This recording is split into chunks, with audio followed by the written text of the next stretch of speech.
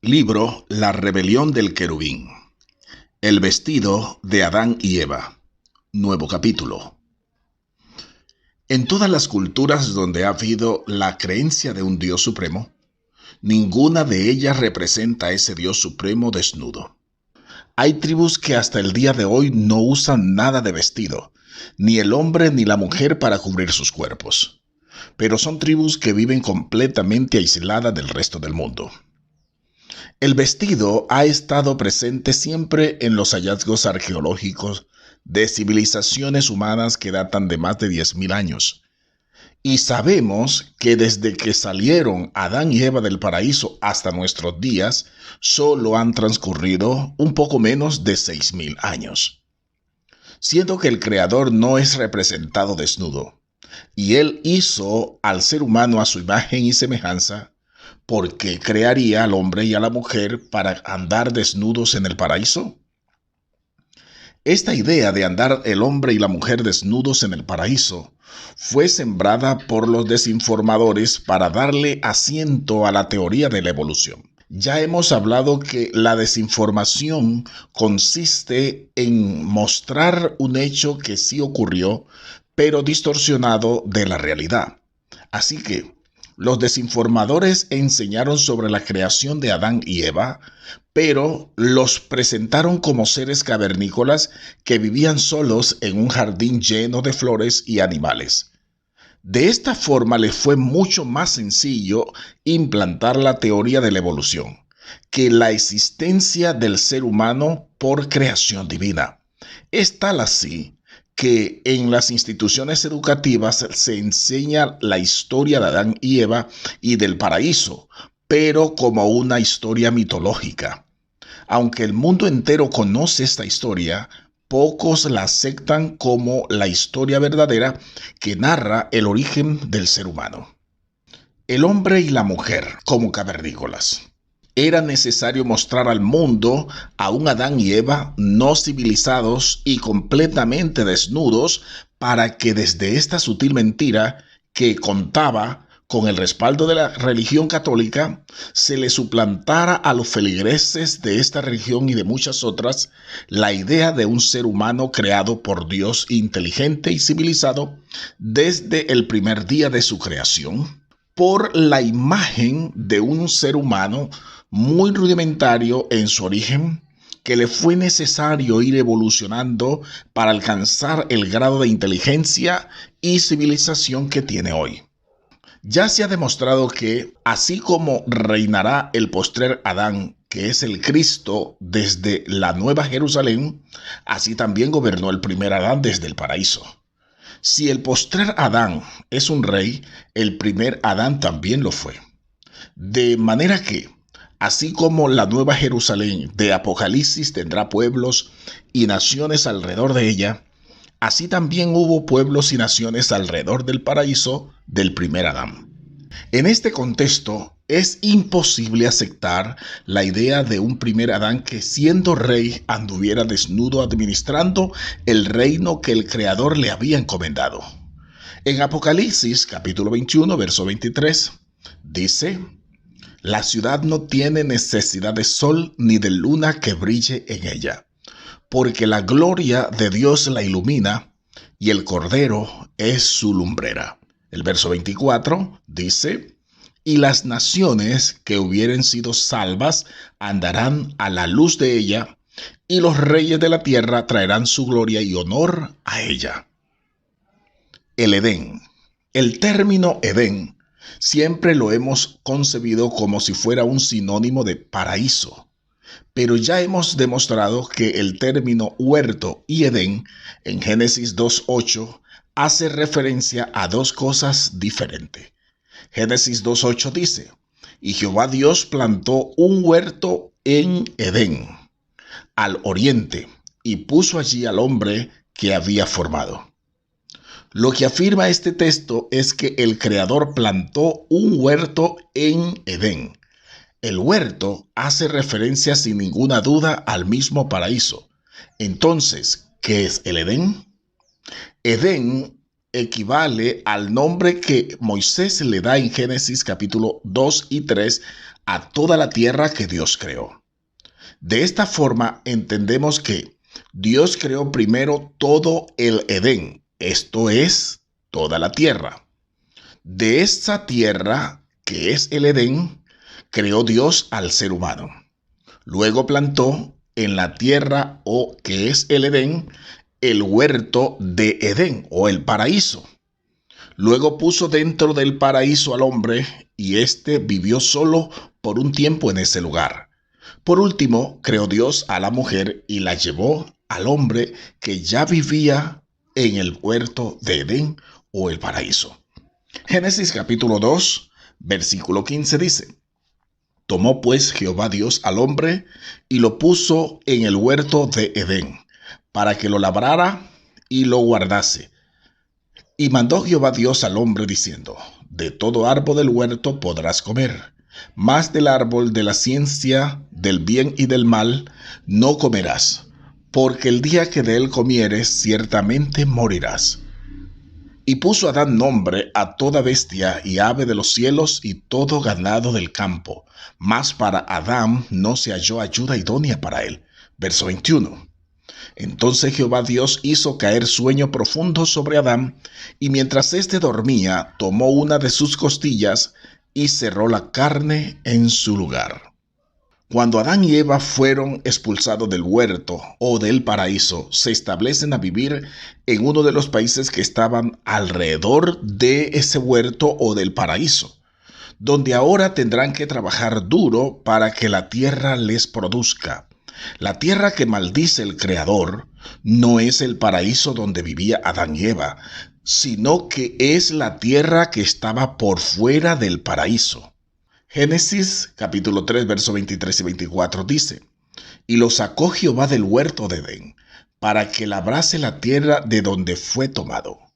Echó pues fuera al hombre, y puso al oriente del huerto de Edén querubines y una espada encendida que se revolvía por todos lados para guardar el camino del árbol de la vida. En el libro de Génesis capítulo 5, versos 28 y 29 dice: Cuando Lamec tenía 182 años, tuvo un hijo. Lo llamó Noé y dijo: Él nos hará descansar del trabajo duro que nos toca, porque el Señor maldijo la tierra. En este capítulo usted encontrará explicado paso a paso el verdadero origen del ser humano, el origen del paraíso y de la tierra misma, para que podamos enseñarla a otros. En Génesis 4, verso 1 al 2, encontramos el primer registro genealógico de Adán, en el que se habla de sus dos primeros hijos, Caín y Abel. Por lo que se conoce más adelante, esta es la forma usada por los cronistas bíblicos para registrar a los descendientes de un rey. Caín sería como el Ismael de Abraham o el Esaú de Isaac, los cuales son mencionados muy brevemente en los relatos bíblicos, pero es porque el heredero de Abraham fue Isaac y el heredero de Isaac fue Jacob, aunque ninguno de los dos fue el primogénito. Lo mismo pasó con Caín y Abel. Caín era el primogénito, pero Abel fue elegido como el heredero de Adán. Por esta causa fue que Caín se ensañó contra su hermano. Adán no podía elegir a Caín como su heredero porque Caín era del diablo. Primera de Juan, capítulo 3, verso 12 dice: No como Caín, que era del maligno, y mató a su hermano. ¿Y por qué causa le mató? Porque sus obras eran malas y las de su hermano justas. Al matar Caín a Abel, quien era el heredero, y ser desterrado Caín, Adán debía tener otro hijo varón que fuera semejante a él, para confiarle la bendición.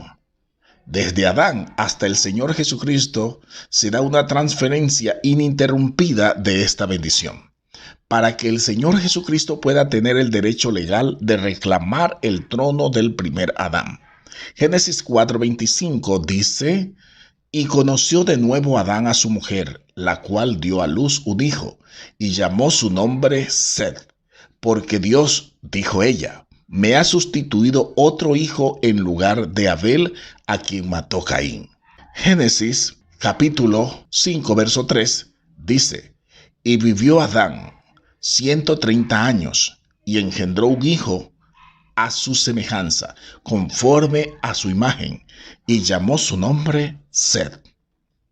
La imagen de Dios fue restaurada en Adán y el Creador le conservó su linaje real aún por fuera del paraíso. Lo que ocurre con el trono de David después de lo que hizo su hijo Salomón y su nieto Roboam es el ejemplo de lo que pasó con el reinado de Adán después de la desobediencia. A David, el Creador le conserva un pequeño remanente del reino de Israel. Pero la promesa que Dios le hace a David es que le va a conservar el trono aunque el mismo Israel desapareciera como país. Han transcurrido un poco menos de 3000 años desde el reinado de David y el trono de Israel sigue perteneciendo a la casa del rey David. En este sentido, a Adán lo sacan del paraíso, pero el Creador le conserva el derecho al trono, aunque él no se pueda sentar en él, sino un descendiente suyo cuando éste redima el pecado del primer Adán con su propia sangre. Este sería el Cristo. Adán conservó el derecho al trono de los reinos de este mundo, y por esto el postrer Adán tenía que ser de ese mismo linaje para reclamarlo y tener el derecho de sentarse en ese trono.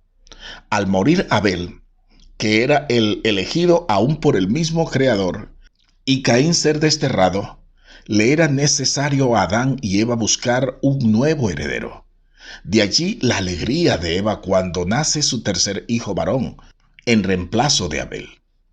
En los últimos 50 años que hemos vivido, se ha visto y oído noticias de la reina Isabel de Inglaterra, que ya ha fallecido, de su hijo Carlos y de sus nietos William y Harry.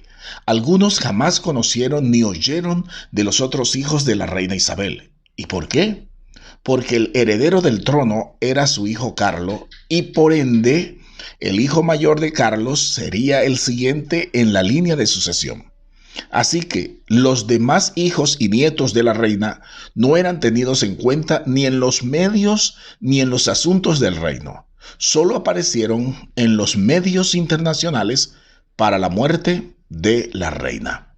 Así como Ismael reapareció en la crónica bíblica para la muerte de Abraham, y también Esaú es mencionado nuevamente para cuando él y su hermano Jacob entierran a su padre Isaac. Entonces, Adán, aún por fuera del paraíso, siguió siendo considerado de linaje real, y por ende también sus descendientes, los cuales después de padecer un largo tiempo por causa del pecado, uno de su linaje se levantaría a reclamar su trono. Por este hecho se dará el gobierno milenial de Cristo en esta misma tierra, donde el primer Adán perdió la batalla ante la serpiente antigua. Génesis capítulo 3, verso 15, en la traducción lenguaje actual, dice: haré que tú y la mujer sean enemigas. Esto se lo dice Dios a la serpiente. Pondré enemistad entre sus descendientes y los tuyos. Un hijo suyo te aplastará la cabeza, y tú le morderás el talón. Lucas, en el capítulo 3, hace un registro genealógico de nuestro Señor Jesucristo. Verso 23 dice: Jesús mismo, al comenzar su ministerio, era como de 30 años, hijo, según se creía, de José, hijo de Elí. Luego el verso 32 dice: hijo de David, hijo de Isaí, hijo de Obed-edom, hijo de Booz, hijo de Salmón, hijo de Naxón. Y así sigue esta crónica, este registro. Dice el verso 34, hijo de Jacob, hijo de Isaac, hijo de Abraham, hijo de Taret, hijo de Nacor, hijo de Serug, hijo de Reu. Y la lista sigue. Luego pasa a lo que es el verso 33, dice: hijo de Cainán, hijo de Arfaxad, hijo de Sem, hijo de Noé, hijo de Lamed, hijo de Matusalén, hijo de Enoc, hijo de Jared, hijo de Mahalael, hijo de Cainán, hijo de Enos, hijo de Set, hijo de Adán, hijo de Dios. Desde Adán hasta Noé hay 10 generaciones. También son 10 generaciones desde Sem hasta Abraham. ¿Por qué es elegido Abraham como fundador de la nación de la cual vendría el Mesías? Desde Abraham hasta el rey David hay 14 generaciones. Desde David hasta la deportación del pueblo de Israel a Babilonia son 14 generaciones, y desde la deportación a Babilonia hasta el Señor Jesucristo son 14 generaciones. Estas 62 generaciones inician con el primer Adán y la cierra el último Adán, el cual es nuestro Señor Jesucristo. En esta genealogía se debe destacar lo siguiente: ni el primer Adán ni el último Adán fueron engendrados por hombre. A ambos el soplo del Omnipotente les dio vida y los plantó en esta tierra para un propósito. El primer Adán era de la tierra, el segundo Adán era del cielo. Primera de Corintios capítulo 15, verso 45 al 49 dice: así también está escrito: fue hecho el primer hombre, Adán, alma viviente; el postrer Adán, espíritu vivificante. Mas lo espiritual no es primero, sino lo animal, luego lo espiritual. El primer hombre es de la tierra, terrenal; el segundo hombre, que es el Señor, es del cielo. Cual el terrenal, tales también los terrenales; y cual el celestial, tales también los celestiales. Así como hemos traído la imagen del terrenal, traeremos también la imagen del celestial.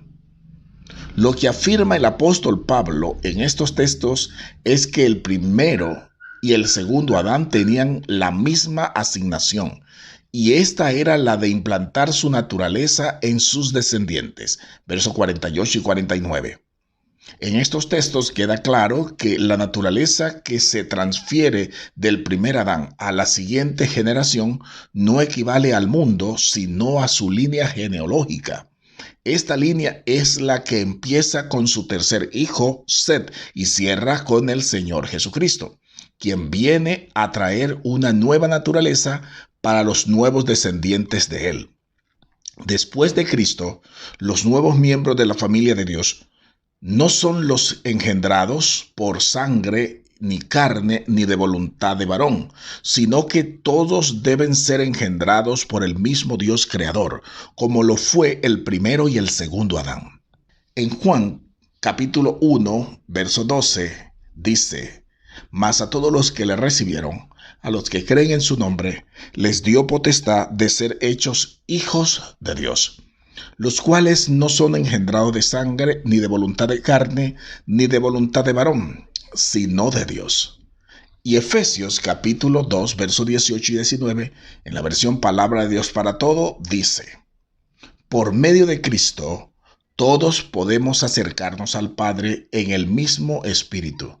Por lo tanto, ustedes, los que no son judíos, ya no son inmigrantes ni exiliados, sino ciudadanos junto con el pueblo santo, y forman parte de la familia de Dios. Adán tuvo más hijos e hijas.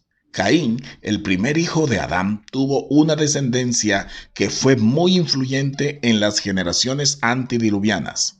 Dice Génesis capítulo 5, verso 4. Y fueron los días de Adán después que engendró a Set 800 años, y engendró hijos e hijas. Observe este hecho tan relevante. Aunque Adán tuvo otros hijos y también Caín tuvo su propia descendencia, de los únicos que se ocupa la Biblia a partir de Génesis 5 es de los descendientes de Set, el tercer hijo de Adán. Así que esto demuestra que hubo otros seres humanos que coexistieron en el mismo tiempo que vivió Adán y los descendientes de Set. Pero la Biblia se ocupa de Set y sus descendientes, porque son el linaje escogido como herederos del trono de Adán. Así como los medios de este tiempo se ocupan de registrar solo a la reina Isabel, a su hijo Carlos y a los descendientes de este, que ahora ya pasó a ser el nuevo rey de Inglaterra. El vestido del último Adán. la transfiguración. Para el tiempo cuando vivió nuestro Señor Jesucristo en esta tierra, era muy normal que el hombre usara vestidos para cubrir su cuerpo. La túnica que el Señor usaba era tan especial que al momento de ser crucificado, los soldados echaron suerte entre ellos para ver quién se quedaría con ella. Juan capítulo 19, versos 23 y 24 dice: Cuando los soldados hubieron crucificado a Jesús, tomaron sus vestidos e hicieron 4 partes, una parte para cada uno. Tomaron también su túnica, la cual era sin costura, de un solo tejido de arriba abajo. Entonces dijeron entre sí: No la partamos, sino echemos suertes sobre ella, a ver de quién será. Esto fue para que se cumpliese la escritura que dice: Repartieron entre sí mis vestidos, y sobre mi ropa echaron suertes. Y así lo hicieron los soldados. Esta túnica era el vestido terrenal del Señor Jesucristo, con el cual se mostraba al mundo. Pero su vestido celestial solo se lo dejó ver a 3 de sus discípulos de mayor confianza: a Pedro, a Jacobo y a Juan. En Mateo capítulo 17, verso 1 y 2, dice: 6 días después, Jesús tomó a Pedro, a Jacobo y a Juan su hermano, y los llevó aparte a un monte alto.